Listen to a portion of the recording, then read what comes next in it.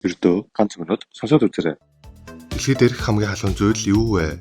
100 болоод зүйлүүд их халуун байгаа биз? Тэгтээ 100-ны цагаагаас илүү халуун зүйлс дэлхий дээр маш ихээр байдаг. Тэдгээрээс хамгийн халуун зүйл нь юу болохыг хамтдаа сонирхцгоё. За тэгэхээр дэлхий дээрх хамгийн халуун зүйл гэхээр танд асаж буй гал, гэрийн зуух, халуун пар эсвэл Монгол орны хамгийн халуун цэг болох нэмэгт 45 градус хүртэл халдаг эхийн гол, бүр эсвэл халуун галт бол санаанд жоржж болох юм.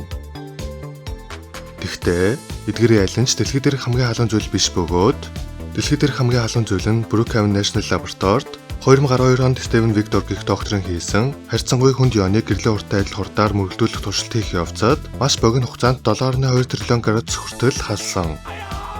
Энэ нь нарны төвөөс 250 мянга дахин халуун температурыг дэлхий дээр бий болгосон бөгөөд Генесийн дээд амжилтыг тогтоож дэлхий дээрх хамгийн халуун зүйл болсон юм. Харин таны амьдралдаа учирч байсан хамгийн халуун зүйл юу байсан бэ?